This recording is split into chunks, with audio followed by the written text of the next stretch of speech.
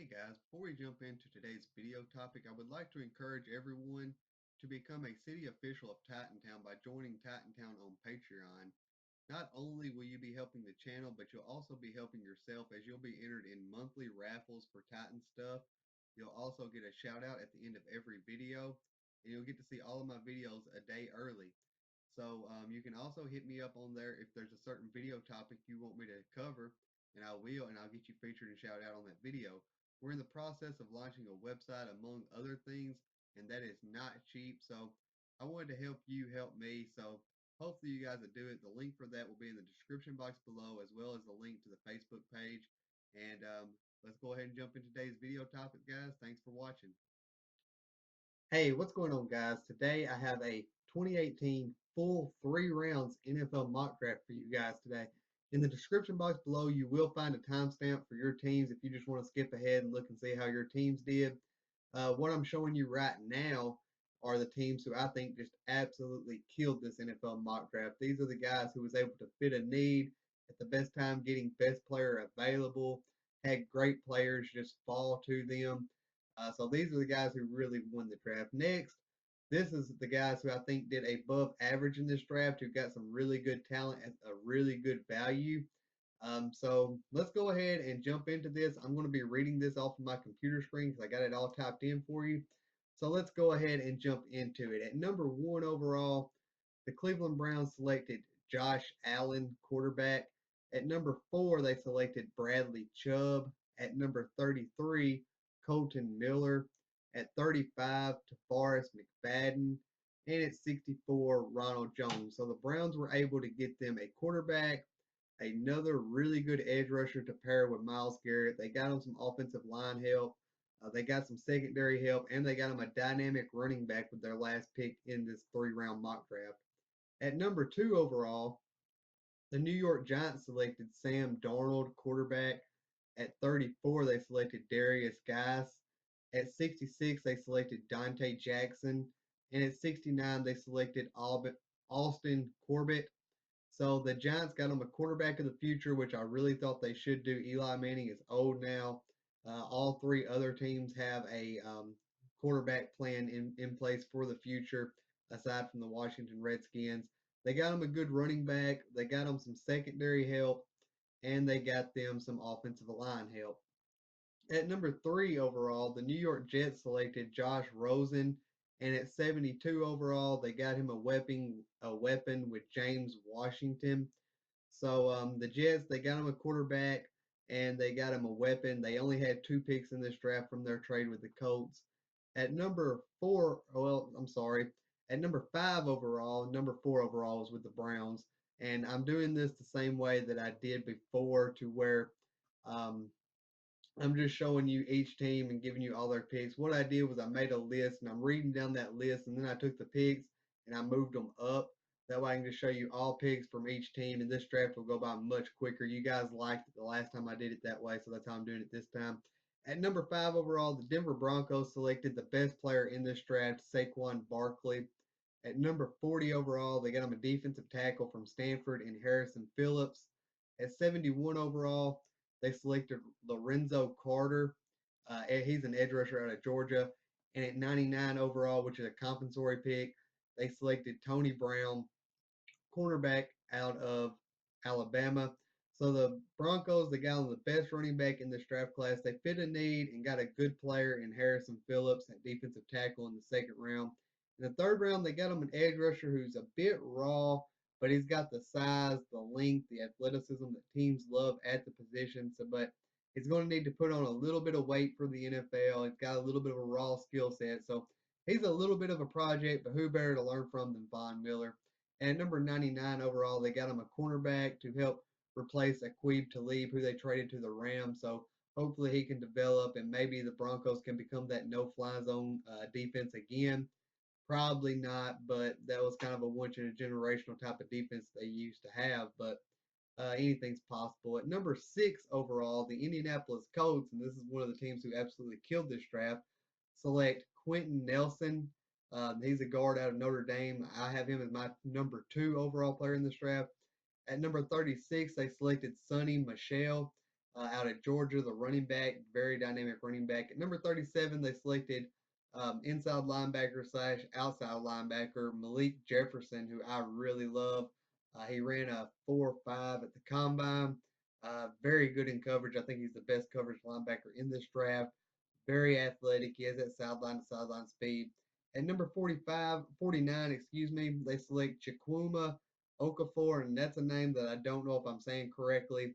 I guess I can't give Roger Goodell too much grief for mispronouncing names because I don't know if I get them right all the time either.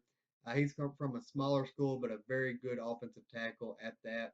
And at 67, they select Josh Sweat. So they get a lot of offensive line help here. They get a dynamic running back. They get a good linebacker. And they get a pretty solid edge rushers to go with it in this draft. At number 7 overall, the Tampa Bay Buccaneers, who also only have 2 picks, select Minka Fitzpatrick. And at 38 overall, they select Billy Price. Now, Minka Fitzpatrick is a pick to help their secondary. They seem to always struggle there. And Billy Price, who's very good, a good first round talent, one of the best offensive linemen in this draft class. My second best offensive guard behind Quentin Nelson, but he injured himself. So for that reason, he slid to the second round, and the Tampa Bay Buccaneers were there to pick him up. At the Bears, they only have 2 picks in this draft. Number 8 overall, they pick Roquan Smith, the inside linebacker out of Georgia, and he's really a heat-seeking missile. Needs to put on a little bit of weight, but he just reads and reacts to plays so quickly. And at 39 overall, they go back to the University of Georgia and pick an offensive lineman because they got their franchise quarterback in Mitch Trubisky now, or Mitchell Trubisky, and they need somebody to protect him. So they get Isaiah Wynn, who's a good offensive lineman. He's versatile. He can play guard or center, and in a pinch for you, if somebody goes down and you need help at tackle, you can also plug and play him there at tackle. At number 9 overall, the 49ers are on the clock, and this is another team that I really think killed this draft. They take Derwin James, safety out of Florida State. I've been saying that he's a top 10 pick for months now. I consistently mock him to the 49ers. That's a pick that makes a lot of sense to me. And I'm just now starting to see other people put him in the top 10.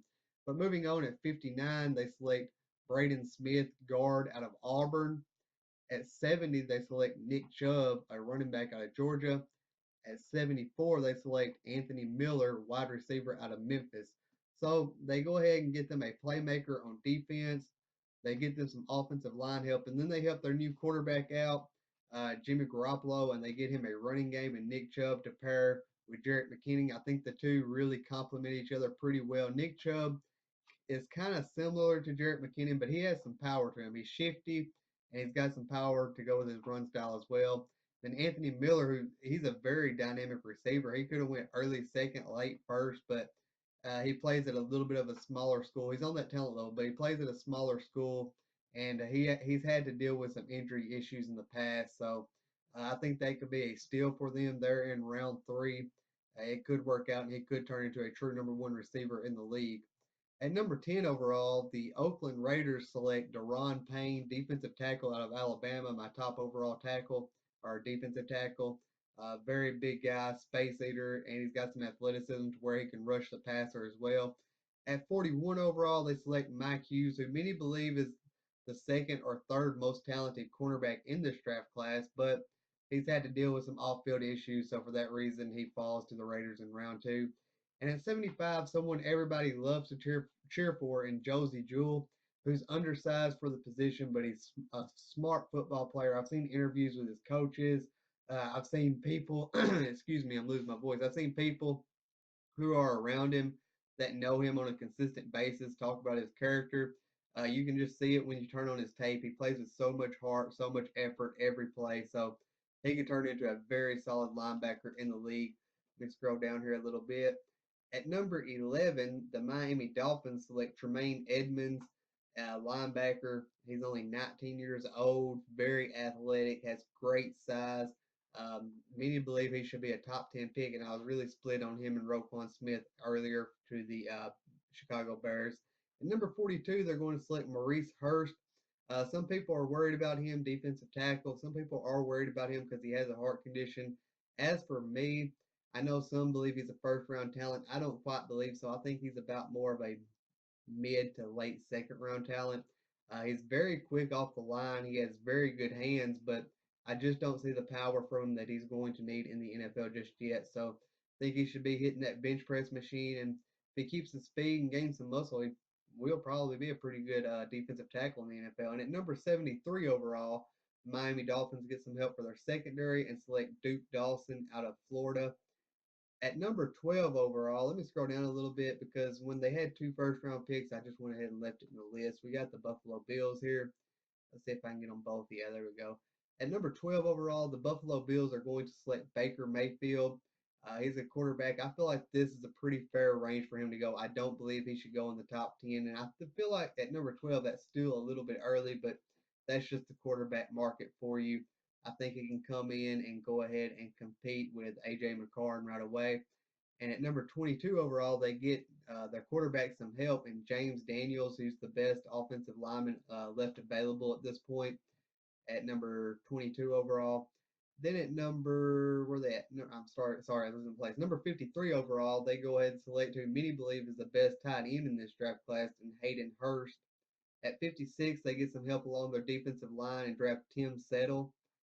At number 65 overall, they get a wide receiver for their whoever their quarterback is going to be to throw to, and DJ Moore. And I know many people believe that he should be a first round pick. Some people even have him as their number one wide receiver. I just do not see that. I see a guy who's consistent, but he doesn't do a lot of things. He doesn't have that overwhelming size. He doesn't have that overwhelming speed. He doesn't run a wide variety of routes, but he is very consistent for you. He's where he needs to be. He catches the contested passes, but as far as route running, he doesn't do a lot of that. And like I said, he doesn't have the overwhelming size or speed. So for that reason, I don't have him quite in the first round. I have him as a first pick in the third round. And at number 96, they get some help in their secondary and draft Deshaun Elliott out of Texas, who's again, a lot of people are higher on him than what I am. For I know he's very productive, but I just don't quite see the athleticism for him. At number 13 overall, the Washington Redskins select Calvin Ridley, wide receiver out of Alabama. This is my number one overall wide receiver in this draft. And at number 44 overall, they select a guy everyone loves in this draft that everyone is cheering for, and that is Shaquem Griffin. At 14 overall, the Green Bay Packers select Marcus Davenport, very good edge rusher in this draft class. I actually have him at my number 3 edge rusher, but I have him going as a second edge rusher because my true number 2 has off field issues. At number 45, they select the best, well, the number 4 safety in this draft class, and Justin Reed. And at number 76 overall, they get some help from where they traded Jordy Nelson in a wide receiver and get DJ Chark. At number 15 overall, the Arizona Cardinals select Denzel Ward. And again, he's a guy that a lot of people are higher on than I am. He's a smaller guy. I'm not big on smaller cornerbacks. I want my cornerbacks to be big and fast and mobile, but he lacks the size. But he's very good in coverage. Pair him across from Patrick Peterson. That could be a really good duo. Plus, it would help replace Honey Badger, who they released recently. At 47 overall, they select a wide receiver that I really like, and that's Michael Gallup. Very good route runner, very athletic guy. He's got a little bit of size to him and a little bit of speed. He doesn't have overwhelming of either one, but he's a little bit above average on both. At 79 overall, they find him a backup quarterback in the third round and select Luke Falk. And at 97 overall, I hope I'm pronouncing this name correctly, they're selecting Maya Tahuma. This guy used to play at LSU, but he got expelled or kicked out or something. I don't know exactly what happened. He had some off-field stuff. He went to play at Southern Louisiana University. He was good at LSU. He absolutely dominated down there in the southern part. So he's a guy who's going to fall because of his off-field stuff and playing at a smaller school. But he's on the talent level of these guys that are going in the second and first rounds, uh, presumably. At 16 overall, the Baltimore Ravens select my top overall offensive tackle in Connor Williams.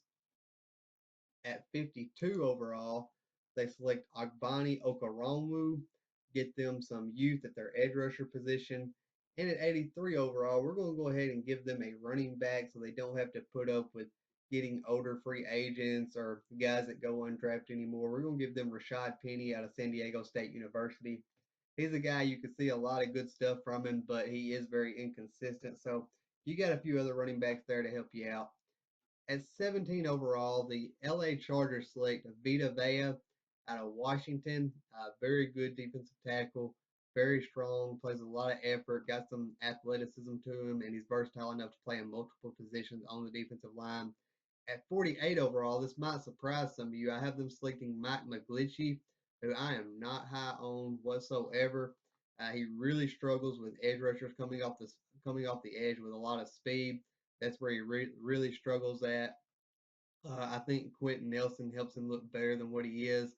But really, this guy has the size that you absolutely covet in an offensive tackle. So he falls to the second round, which is decent value. That's about where I value him out is a second round pick. I would not take him in the first. And at 84 overall, they select another Clemson wide receiver and get Deion Kane to pair again with Mike Williams. So that could be fun as well. At number 18 overall, the Seattle Seahawks only have one pick in this draft, so they got to address a need. And they're going to take Will Hernandez, the guard from UTEP. Big, powerful guy, absolutely killed the combine, has solid tape, and they have got to do a better job of protecting Russell Wilson. Russell Wilson there in Seattle. He's not as young as he used to be anymore. He can't keep taking those hits over and over and over again. Eventually, they are going to catch up to him, and he's going to go down, and then you're going to be in real trouble when Wilson goes down. At number 19 overall, the Dallas Cowboys select Leighton Vander Esch, inside linebacker out of Boise State. This guy's kind of a jack of all trades, master of none. There's nothing that he really does great, but he does everything well. He's good in coverage. He's good against the run. He's good at blitzing. He reads and reacts pretty well. He's got a bit of sideline to sideline speed. I wouldn't say he's as fast as Malik Jefferson or anything, but he's getting there. And number 50 overall, you're getting a first round talent. This guy didn't have off field issues, which is Antonio Callaway. If he didn't have off field issues, people would be completely split on whether to have him as the wide receiver one or Calvin Ridley as a wide receiver one. And I know the Cowboys, they don't care much for players who have off field issues. They'll take them in anyway. So you're getting a true first round talent here. So in a way, I really think you kind of won this draft or did above average as well. But if he comes in and causes problems, and of course you've been there and you know how that goes too. At 81 overall, I have you selecting a tight end in Mark Andrews. Jason Witten is not a spring chicken anymore, so to say. So you need to start looking at his replacement. Mark Andrews is 6'8". He's got some decent speed, and he's the guy who I think might need to develop for a year before he takes over as a true starter in the NFL. I think he's got the potential. I just don't think he's ready just yet. At number 20 overall, the Detroit Lions select Carlton Davis, who's a cornerback who I'm higher on than most people. Excuse me, very good at pressing his man to the line of scrimmage. He's got a lot of size. He's a very big cornerback. He doesn't have the speed, but he's got those flexible hips. So that he ain't really going to need the speed a whole lot if he gets good enough at pressing his man to the line of scrimmage and stopping them from really getting a clean start. So he's really good at that. Pair him across from Darius Slay. That could give you two good cornerbacks for years to come. At 51 overall, you got an absolute steal here with Martinez Rankin. He's played in the SEC for 4 years now. Been very good there, and you know them SEC defensive linemen are very tough. He's been very good there in the SEC. Been very productive, so he should be able to come in and contribute right away for you there at 51. At 82 overall, I had you taking a guy who plays defensive tackle, but he's probably going to need to switch to linebacker in the NFL. But he's been very good. And this is a name that I know I'm going to have trouble with. Hercules Metafafa or Metafa, something of the sort. But he's played defensive tackle. He's probably going to need to convert to a defensive end or a linebacker in the NFL. But that will add you some use to your edge rush to go with Ezekiel Anza, and that should be a very solid pick for years to come once he starts to develop because he's got the talent. At 21 overall, The Cincinnati Bengals are going to select my number 2 overall edge rusher in Arden Key. And the reason he falls this far is because he's not sure if football is what he wants to do. He's not sure. He thinks he might want to do something different with his life. At number 46 overall, we're going to get you a new backup quarterback, and this is one a lot of people are going to love, and that's Lamar Jackson. Unless you've been living excuse me, I got tongue tied there. Unless you've been living under a rock, you know who Lamar Jackson is. You know what he's all about. You know what people have said, what this group of people have said, and what that group of people have said. So, moving on at 77 overall, we got you some help along the offensive line and Alex Kappa. He is a offensive tackle. He could come. I wouldn't say he's ready to come in and start right away, but with that offensive line the Cincinnati Bengals have, he could come in and compete right away. And same thing with the next pick at number 100, which is a compensatory pick, Scott Quisenberry. He's a guard. He should be able to come in and compete right away as well. 22 is the Bills, and I told you before that was James Daniels.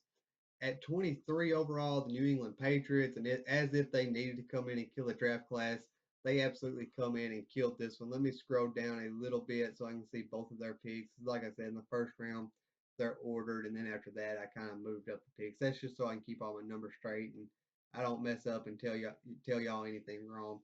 So at 23 overall, the New England Patriots select Taven Bryan, who is a true first round talent. He's been compared to J.J. Watt. A lot of the measurables are very close to the same. A lot of the combine numbers are very close to the same. He's very quick off the line of scrimmage.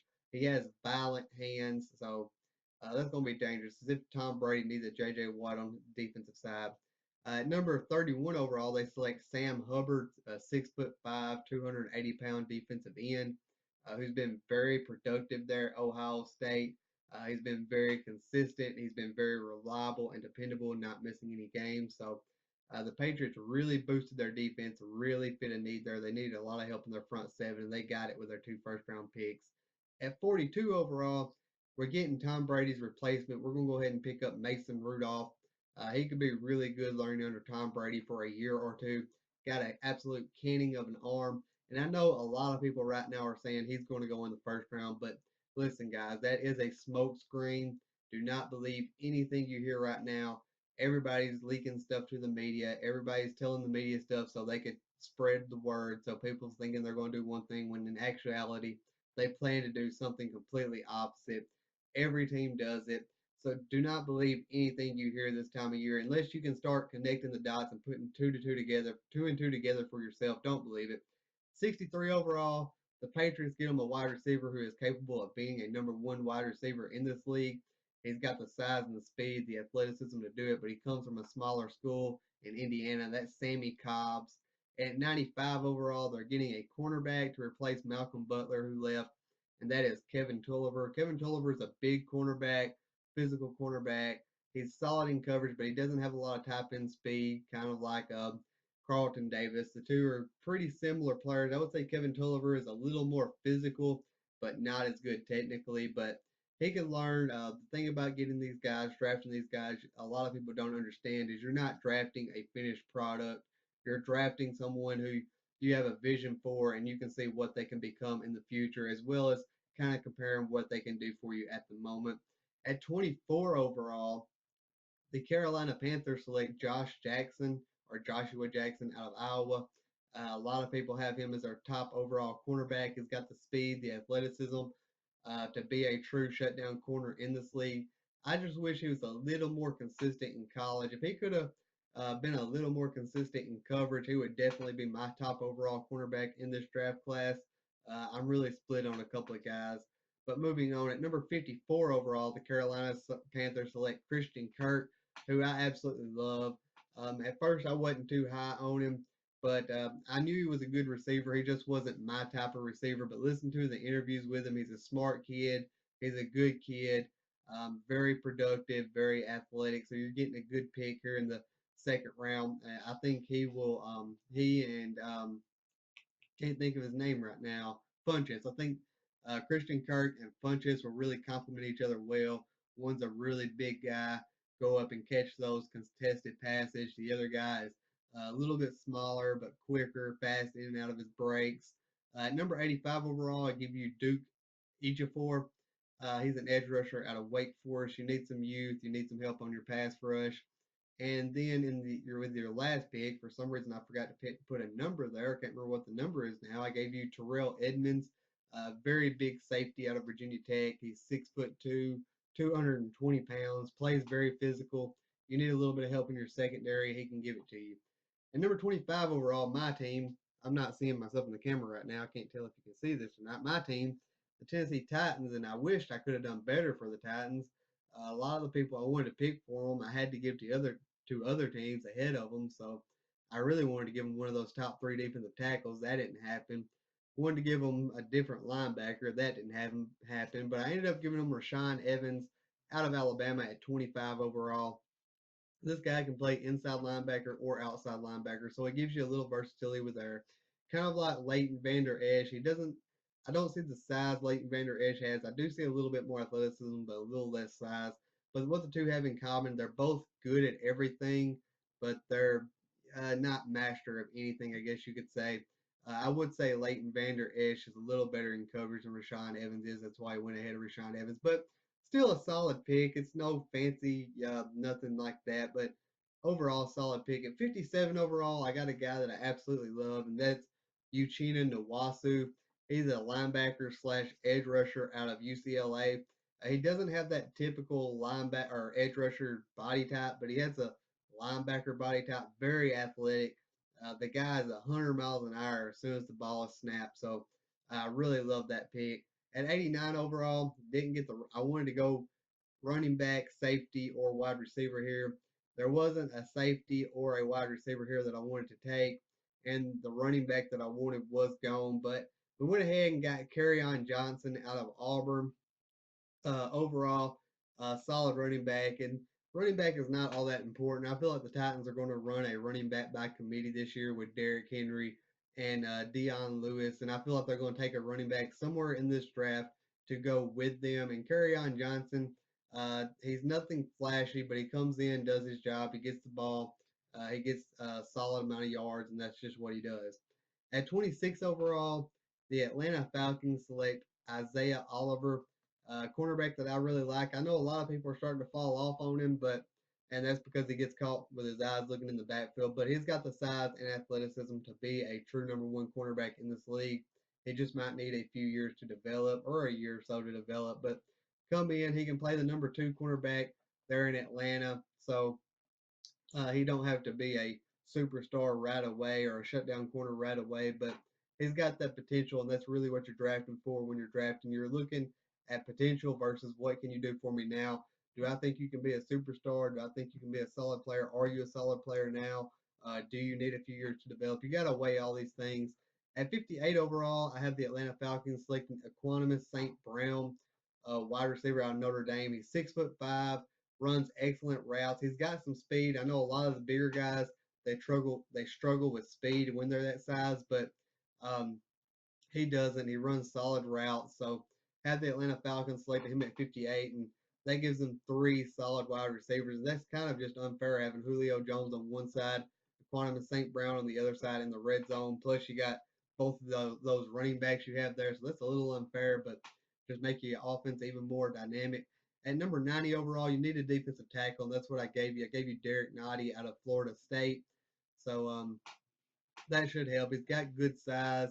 He's got good strength, but he needs to work on his technique a little bit, and he needs to be able to get off the line a little bit quicker. At number 27 overall, we have the New Orleans Saints, who also only have two picks in this draft. Their first pick at 27, they're going to take Harold Landry. I know a lot of people are higher on him than what I am. I just see a pure edge rusher out of him. I don't see no versatility out of him whatsoever. He's very fast off the line, but offensive tackles in the NFL are more athletic than they are in college, so they're going to be able to neutralize that speed to a certain extent. And he's got good technique, but he lacks power. So I feel like he can come in and be solid right now. And then if he gains some weight, gains some power, he could be, one of the top end edge rushers in the NFL. But he's going to need a few years to do it. But luckily for the New Orleans Saints, really all they need is a pure edge rusher. At number 91 overall, I have them selecting Troy Fumagalli, tight end out of Wisconsin. And this is just a guy that you love to root for. He's had some medical issues in the past. Not going to go into all that, but very productive there at Wisconsin. He is a featured part of their offense. The Saints, excuse me, they need to add someone like that to their tight end position. They got them two good wide receivers in can't even think of dude's name right now, but they just signed the other one from the Bears, Cameron Meredith, and can't remember dude's name, but he was on my fantasy team. So they got two really good wide receivers. They got Drew Brees. They got two really good running backs. Their defense is finally solid. Get you a tight end because y'all used to love featuring your tight ends. At number 28 overall, the Pittsburgh Steelers select Ronnie Harrison, safety out of Alabama. And this guy really gets overshadowed. I think he's really underrated. To me, he's kind of a smaller version of Derwin James. He can play in the box, he can play in the slot, very physical against the run, very solid in coverage. He just doesn't quite have the size Derwin James has. So, and with Minka Fitzpatrick playing in that same defense, he gets overshadowed a lot, but very good safety. I think he should be getting more attention, more first round consideration than what he is. At number 60 overall, they select Dorrance Armstrong Jr. out of Kansas. This guy plays with a lot of heart. He's got a lot of strength. He's good with his hands, plays with a lot of effort. I've seen him run and make plays 20, 15, 20, 25 yards down the field, chasing a guy down from behind. So he doesn't give up on plays, and that's a very good thing. At number 92 overall, I have them selecting Nick Nelson out of Wisconsin. He's a bit of a smaller cornerback. I think he should be getting more attention than what he is for this draft. At number 29 overall, the Jacksonville Jaguars are able to replace Allen Robinson, who went to the Bears, and they get the second best wide receiver in this draft in Cortland Sutton. At 61 overall, they get my favorite tight end in this draft, and that's Mike Gesicki. He's 6'6", and he can jump another 4.5 to 5 to almost 6 foot in the air. I've seen him do it. He used to be a volleyball player. He jumps really high.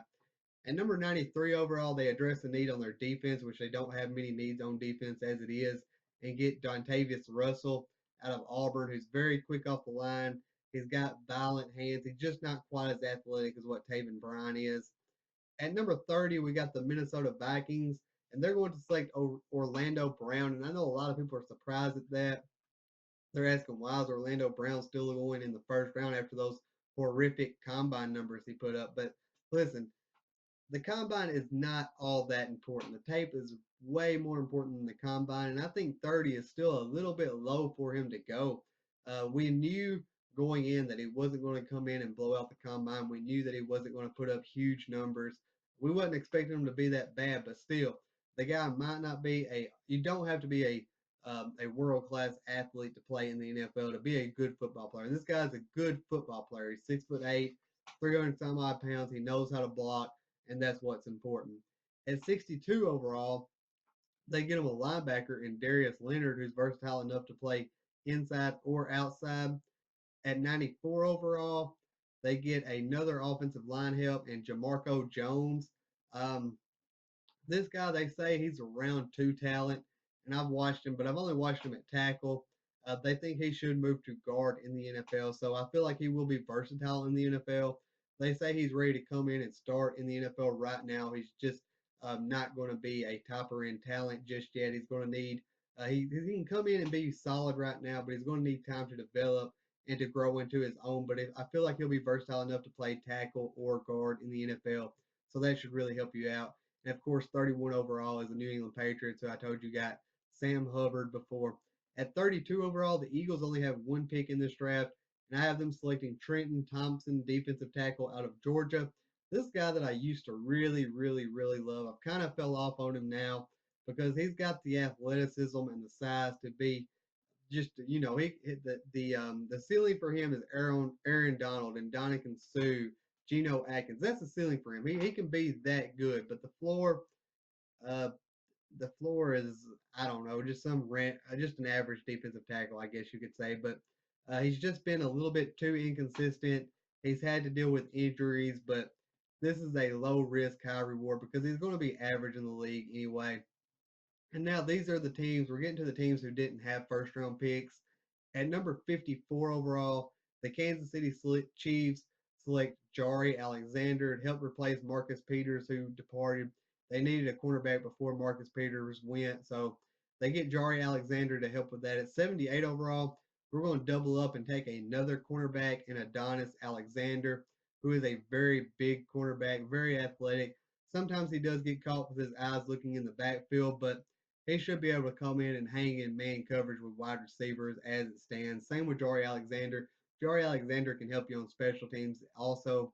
At 86 overall, I have you selecting Mason Cole. He's a guard slash center out of Michigan. To me, he's a poor man's Billy Price. Overall, solid talent. You're going to need him. You got a young quarterback coming in to start. You're going to need to help protect him as much as you can. At 68 overall, the Houston Texans select Dallas Goedert, tight end. Some people have him as their best tight end in this draft class. For me, he's not quite there yet because of the lesser competition he played against. At number 80 overall, they need a lot of help there in Houston with their secondary. I had them selecting Marcus Allen out of Penn State, very good safety. And at 98 overall, they need some help along their offensive line, so I have them selecting Will Clapp, who's a guard slash center, so he's versatile to play either one, and he should be able to come in and compete for a starting spot on that line. And at 87 overall, I have the LA Rams selecting Terrell Crosby. He's a tackle out of Oregon, and I feel like this is a little bit high for him, and most people would probably agree because he's a little bit undersized for the NFL, but he's got really good footwork. He's got good hands. He's going to need to add a little bit of weight, a little bit of power for the NFL. But I've seen a stat somewhere, and I can't remember where it was. I've seen it, but in 700 and some odd snaps straight that he started there at Oregon, he has not allowed a sack. He's been productive for several years. But anyways, guys, thanks for watching. Let me pop over here where I can see myself again. Thanks for watching. I appreciate all the support. Be sure to leave a like. Subscribe if you haven't subscribed yet. Check me out on Patreon. You'll get all my video content a day early if you are on Patreon. Hope you all have a great day. Thanks for watching. God bless and tighten up.